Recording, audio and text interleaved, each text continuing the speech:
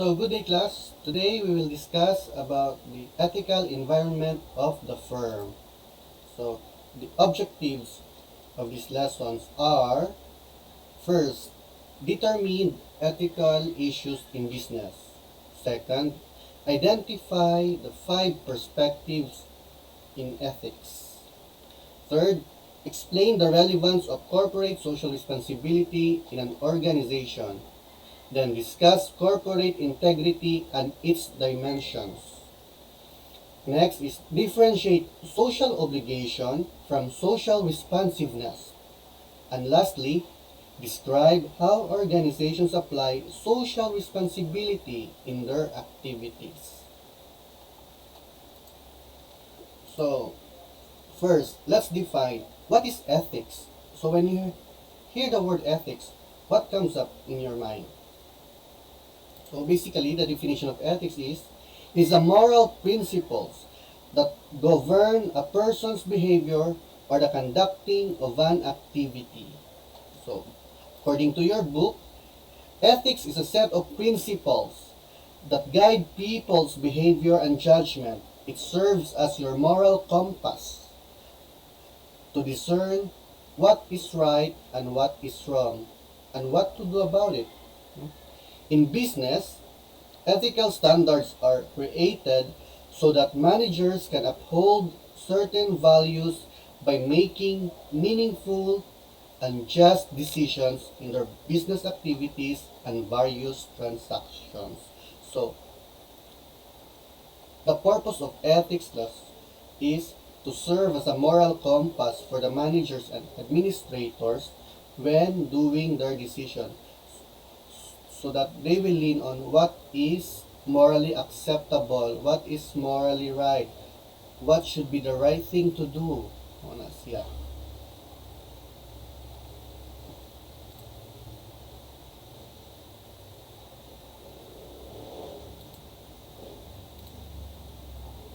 So, business ethics and management.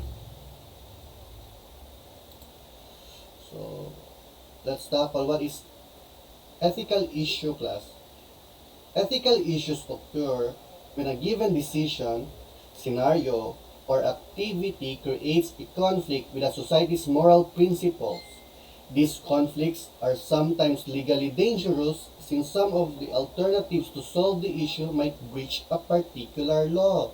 So, muna siya ang ethical issue class, no? When you are put into a situation wherein there's a conflict with this certain situation to a society's moral principles, then ang question is, class, what to do? Gusto kong buhato na sa manager, as an administrator, against man siya sa what is accepted sa society.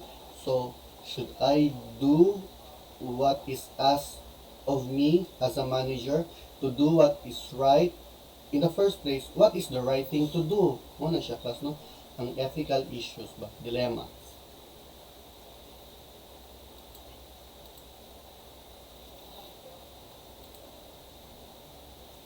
So,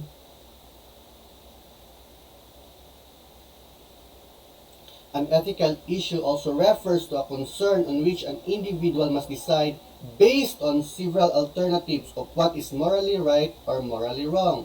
So, what is right, what is wrong, what should I do? Muna siya, di ba? Ethical issue. In business, these issues play a crucial role in decision making.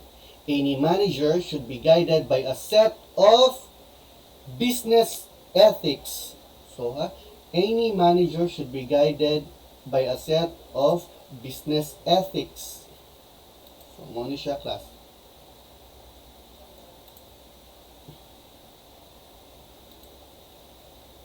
Which are moral principles and standards that guide business people in their transactions. So, what is business ethics? Basically, business ethics are moral principles and standards that guides a manager in their transactions. So, I will base my decision about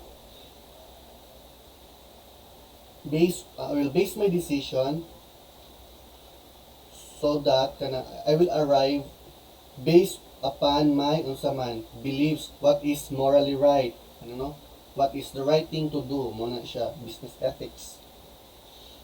So however, the lines separating the standards sometimes overlap, which makes decision making difficult, with certain decisions or actions often having both positive and negative effects.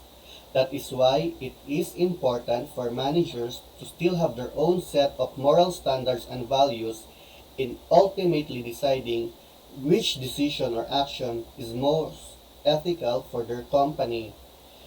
Diba? So, at the end of the day, class, it is unsa man, the sound judgment of the managers and administrators if unsa man ang decision nga para nila class kay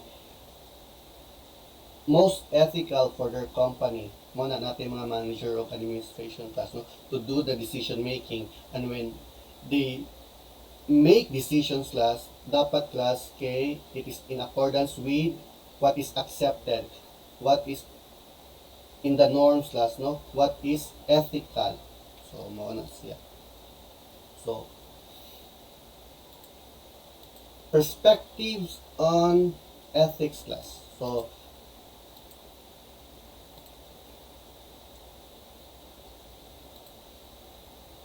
in deciding on ethical issues, there are 5 guiding principles that may be used. These are Universalism, Egoism, Utilitarianism, relativism, and virtue ethics. So, no, when confronted with a moral or ethical issues class, no, so let's remember these 5 guiding principles, perspective on ethics. So, how can we use them? Number 1, universalism. So this is the principle which states that all people should have certain values like honesty, respect, and cooperation. Universalism requires every person to enact these values in the same way under all circumstances and at all times. So in universalism na spectrum class, no, na guiding principle, given na daw na siya class na dapat when you are in a workplace class, all people should be honest, respect, and cooperative. Respectful and cooperative. Dapat class given na siya naa ka na innate na sa usa ka tawo, no? Dili na siya dapat makuha, given na siya. Muna siya ang universalism. It requires every person to enact these values. Dapat i-show na nimo in the same way under all circumstances at all times, regardless kung unsa ka ni situation kas when you are confronted with an ethical issue, dapat you must deal with it with honesty, respect, and cooperation. Muna siya, no? That is the guiding principle of universalism. The next, egoism class. This is the principle which promotes the greatest good to oneself. Kung sa universalism class, dapat mo show ka o kung sa man, honesty, respect, and cooperation when confronted by an ethical issue. Sa egoism class, according sa kanina guiding principle, tanan nimong gibuhat class, it is for your greater good. It is focused on the perspective that people ultimately act for self-advancement, no matter how good their intentions are. Bisag unsa pa na kanindot imong gibuhat na butang class, according to egoism class, imo na siyang gibuhat just because of self-advancement, no? You're doing it for yourself because by doing that certain thing, no, you promote the greatest good to yourself, no? Para ni sa ako ning buton bahalag personal buutana na yung gibuhat is selfless man kayo. No, sa egoism na guiding principle, imo tong gibuhat class for self-advancement, no? Mo na ang imong main nakuan, no? Ego, self-centered, di ba? Based on this view, it is permissible for a person to cooperate with others as long as this will serve his or her own interest, no? If sa universalism class, it is asked of you class, no, dapat at all times, you should cooperate. Di ba mo man ang universalism? Again, let's visit universalism. Dapat all person, regardless kung anong situation, mo-express ka og honesty, respect, and cooperation. But according to egoism class, a person should only show cooperativeness, no? I will only cooperate if and only if, as long as, if kana nga situation class, no, has a purpose for me, that it will benefit me, it will serve me. Pero kung wala ko'y makuha na class, why should I cooperate according to kaning egoism, di ba? Why should I? Wala mo ko'y self-advancement ana. But if universalism na guiding principle, regardless na ako'y makuha na or wala, I will cooperate because it is as of me, di ba? In universalism guiding principle, at all times, I should show cooperativeness, respect, and honesty. But no, sa egoism na perspective, I will only cooperate as long as it will serve me. As long na nasa purpose ako. If wala, kiber, no, I will move on. Bahala ka diha. So, comprende? Universalism and egoism. Now, let's move on sa utilitarianism. What is the guiding principle na utilitarianism all about? So, utilitarianism is the principle which focuses on the greatest good for the greatest number of people. Majority wins, di ba? Kung mas daghan ni siya ang mas maayo kaysa ani, bahala na ng gagmay na mahalaot, basta daghan ang ako masave, no? This principle focuses on the greatest good for the greater number of people. In this perspective, the ultimate concern of managers is to make decisions that are beneficial to the greatest number of people. Though I cannot save all of you, but I can save most of you, di ba? No, luwas ang dapat maluwas class as a kwan mo ng utilitarianism na guiding principle sa ethics. When confronted by a certain issue, if kani akong buhaton, option A, maluwas na ako 50 out of 100. If option B, 40 over 100. But kung option C, 95 out of 100 sa akong employee kay maluwas. So, kung utilitarianism class, mupili ka sa option C. But what if, one class, egoism, ang option B, 45 over 100, but ma-promote mga class, adto ka, no, kung kwan ka, kung egoism ang imong guiding principle na di-follow, adto ka sa option B, bahala ng 65 kabok, 45 ay makasurvive as long as na self-advancement sa ako, ari ko. But if your guiding principle na gi-follow class kay utilitarianism class, no, for the greatest good, bahala di ko ma-promote, but 95 out of 100 ang maluwas, if I will choose option C, I will choose option C at any given day, no? At any given day. Ano siya ang utilitarianism? Again, utilitarianism, greatest good for the greatest number of people. So, understood? Now, let's move on to relativism. Relative, from the word itself, relative. So, what is this all about? This is the principle which states that ethical behavior is based on a person's own and other relevant people's opinions and viewpoints. It acknowledges that there are different standards for each culture. Therefore, business transactions may proceed differently from one culture to another. Diba? So, relativism class, kung what is acceptable to this culture class may not be acceptable in other culture, di ba? Kung unsa ang sa atong business ethics na gi-follow, gi-practice dito sa Philippines, not all of it class may be acceptable in some other countries. O aside from culture class, even from one person to other, di ba? This is the principle which states that ethical behavior is based on a person's own and other relevant people's opinion and viewpoints, di ba? Ako ning buhaton kay, for me, this is what is morally right. And for my colleagues, it is what morally right. Okay, this is accepted in our culture, di ba? But sa uban class, it may not be right sa ilang eyes, but sa imuha, morally right siya, okay? Accepted man sa iyong culture. Take for example, class, selling of dog meats, di ba? Bawal na siya sa Pilipinas class. It is strongly kanang look upan kay bawal na siya, kinaman kay Republic Act nga bawal ang iro. But in Vietnam class, it is legal, di ba? In some part of China class, it is legal. So okay ra mag-business sila og dog trade, dog meat, because it is kanang legal sila is ethically right kay it is in their own culture, no? So mo na yung example relativism, di ba? Kanang according silang culture class, it is accepted to eat dog meat. So okay ra mamaligya sila silang market. But sa tua class, dili as Filipinos, no, not a Republic Act na bawal mo kaon og iro, diba? So bawal ka mo sell og dogs just for its meat class. So bawal siya for consumption. That is not morally right sa tua, no?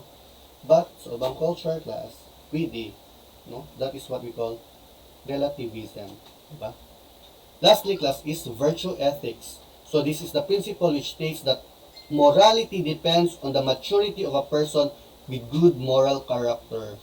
Based on society's moral standards, a moral person can interpret this as the application of personal virtues like faith, honesty, and others. Thus, what is right is based on the level of one's moral judgment. That is why, class, di ba, kung mabahin mo school, pakuhaan mo og good moral character na certificate, mo na siya, class. No, that's virtue ethics. Na you have the maturity to know what is morally right, di ba? You can only do and discern what is morally right and what is wrong, class. You can only discern that it depends on your maturity. Di ba? Mo na siya, virtue ethics. So again, let's review that there are 5 perspectives of universal of one class. There are 5 perspectives of ethics: universalism, egoism, utilitarianism, relativism, and virtue ethics.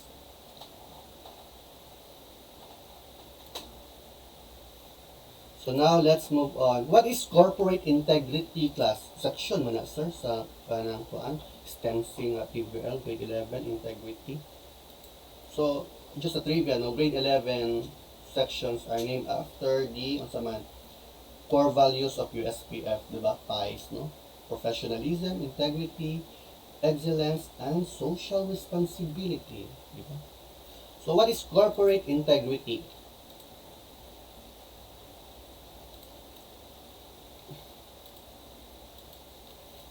Corporate integrity refers to that sense of wholeness created by the right relationship among members of the corporation. It has 5 dimensions, class, no? So what are the 5 dimensions of corporate integrity? We have cultural, interpersonal, organizational, social, and natural. So, ano siya, no? Cultural, interpersonal, organizational, social, and natural. So, let's discuss ang tagsa-tagsa nga dimension, class. Of all the dimension, class, it is the cultural dimension that has the most impact on the internal relationships in the company, no? Culture, di ba? Culture is dynamic. Ang lahi-lahi itong culture, class, ug mausab. So, ang cultural dimension, class, mo daw na ang most impact sa internal relationships sa usa ka company. Why? Diba? Because our moral ethics, class, diba, are usually heavily class, no, influenced by our own culture, diba? Culture is what unites employees, and cultural aspects such as language, rituals, behavioral patterns, and beliefs from the framework that determines the manner by which people relate with one another and engage with experiences and situations. Ay, mas makarelate ko ani niya, mas maklose mi, why?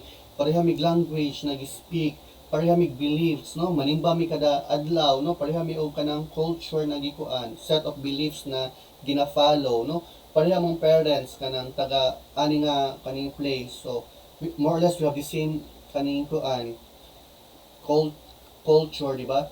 Ay pareha mi OC, oh na pareha mo behavioral patterns, so mo na siya, class, no, grabe siya maka kanang bring og impact sa ato ba sa atong kanang corporate integrity, sa atong pagka-wholeness as one, pagka-united na to as company, di ba? It's cultural dimension daw, class. Ha? Next is the interpersonal dimension. It focuses on the relationships among people. Important relationships that impact the organization include family relation, civic life and work relations, here comes the EQ class, no? Emotional quotient. If sa atong school class, no, atong priority is IQ, which is the intelligence quotient class, no? IQ will give you high scores. But it will be EQ class na mas gamit class. Why? Because it will be EQ class ang mo take sa imo into places class, no? How unsaon ka maka-promote, no? EQ unsa imong interpersonal relationship with your colleagues, with your bosses, with your subordinates, no? Unsa ka makipag-deal nila class, di ba ka makitabi, di ba ka mo cooperate, no? That is EQ class, no? Emotional quotient. So apil na siya nga dimension sa corporate integrity. Dili mo ma-united as a company class kung some of you class kay kuan walay interpersonal relations usat usa, di ba? How can you na ay barrier class, no, between you and the others? Mo na siya. The next is organizational dimensions. No? Considers the main purposes of the business, particularly the economic and financial purposes. No? Managerial purpose and civic purpose. Corporations are agents whose actions are in line with these purposes as embedded in their mission vision statement. So, ang inyong organizational dimension class, kung how are you structured, no, from CEO to kuan class, no, down to subordinates, mo na siya ang organizational dimensions. Number of people, kung si purpose ninyo sa business class, ang purpose ninyo is mamaligya, so is it okay ba na tungod ana kay mamakak mo para makasell, mo na siya, no? Apil na siya sa organizational dimension, no? And your civic purpose, civic duty, di ba? Then we have the social dimension. It views the organizations as an actively engaging with society. This business must be seen not only as a business leader but also as a significant social element in its community, no? So how is your business kanang faring with the kuan class, no, with the outside world, no, sa kuan, no, social element, relevant ba ka, kanang nakitaan ba ka na kuan class, no, kaning front runner sa pag-advocate sa mga kaning mga trends karon sa mga issues, di ba? Ano siya, social dimensions. And then we have the natural dimensions.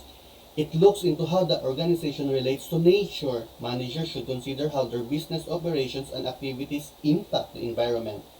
So, take for example, class, no, sa fast food chain class, no, mga restos nato karon na we slowly adapt na usama no plastic wares, di ba? Just recently class, di ba? A year ago, wala na straw ang mga fast food class kay plastics, di ba? Wala na nila, di na sila mo serve og straw unless kung imong gipangayo. So, they also avoided as much as possible using plastic spoon and forks, di ba? Usually mo na siya in the recent years class reusable na ang mga utensils na gigamit sa mga fast food chain. That is one example of natural dimension. So these 5 dimensions are interrelated and interdependent. So they are all related class, no? These 5 dimensions are interdependent to one another. These 5 dimensions will mo na siya ang mga indicator, mga gauge kung how united ang inyong company is, di ba? Inyong corporate integrity. Are you moving as one well-oiled machinery or watak-watak mo class? Ana na siya. So, on the cultural level, one of the challenge is to recognize various culture and the differences among them, which may include conflict and disagreements. On the interpersonal level, the challenge is to recognize relationships and to cultivate them according to interactions established by people with considerations to different identities. The different family and social backgrounds of people determine their relationships at work, di ba? Kailangan man upbringing class.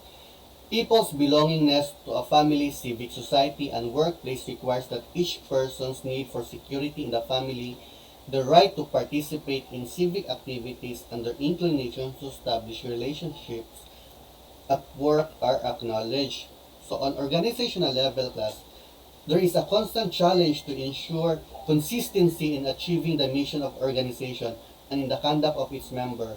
And on the social level, the company is challenged to establish cooperation and mutual relationships with other companies and agents. No, in the advent of globalization, class, no man is an island, and no, dapat mo learn how to coexist. The natural dimension calls for corporations to exercise concern for the natural environment, to have corporate integrity. A company should not gain profit at the expense of nature, class. We only have one planet, di ba? So, better take care of it. All business functions should be performed while giving principal consideration to their effect on the environment. So, lastly, class, no? So, what is corporate social responsibility in yung section? So, what do you mean by that? Corporate social responsibility. So,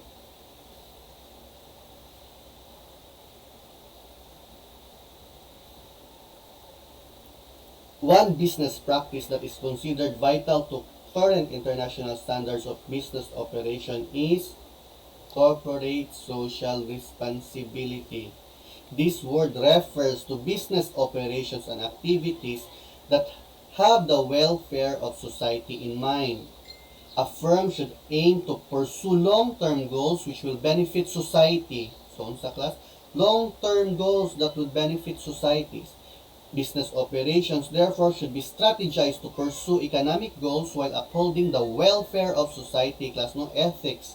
So, your business goal should be in line with the welfare of the society. Wala kayo masagasaan, class, di ba? Ethics. Corporate social responsibility is closely related to the concepts of social obligation and social responsiveness. This defines the extent to which a company is able to exercise social responsibility in its operations and activities. So, what is the difference between social obligation and social responsiveness? First, social obligation refers to complying with legal and ethical standards to uphold social welfare. So, muna yung obligation, class, no? You have to comply with legal and ethical standards because that is your obligation. While social responsiveness, on the other hand, goes beyond prescribed standards and implements actions that aim to make an impact on society. No? How responsive are you, class, with the current issues in the societies? No? It also means that the firm adapts to social conditions and engages in activities that will respond to pressing social needs. So, if the company produces products that do not harm or pollute the environment, it is meeting its social obligation. However, if the same organization usually uses fully recycled paper in packaging its product, organizes yearly tree planting activities for its employees, and support campaigns and advocacies against illegal logging and pollution, then, aside from meeting its social obligation, it is also socially responsive. Diba? Mo na siya, going beyond what is expected from you, from your obligation, class, that is social responsiveness. Going beyond the minimum, what is asked of you. Diba? Mo man yung obligation, comply with the legal and ethical standards. Diba? Ayaw pag-pollute. But if you go beyond that, class, no, if you advocate for that, class, diba? Kung imo nang gi-practice, no, you go beyond a mile, then that's social responsiveness. Corporate social responsibility enhances a company's image. Companies should always observe good and responsible practices to maintain a positive image in the public. Fast food chains, for example, have to maintain the required nutritional quality of their food. Telecommunication companies, meanwhile, have to maintain reliable phone service for the public. Muna siya, class, no? Dapat, class, kung unsay mong business, class, makaserve ka fully. Diba? That is your, unsaman, class, corporate social responsibility. Diba? Maintain reliable phone services if you are a own company, you have to reflect on that. So, have you met your corporate social responsibility when you establish your business? Imong goal ba na-achieve ba nimo?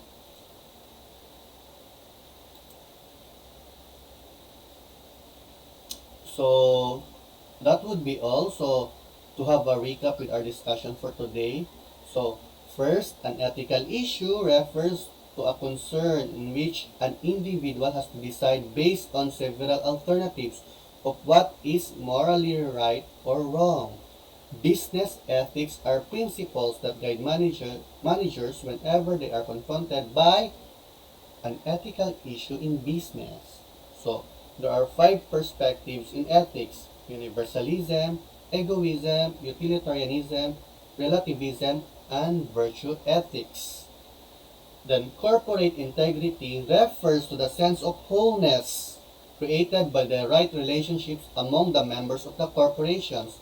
It has 5 dimensions: cultural, interpersonal, organizational, social, and natural.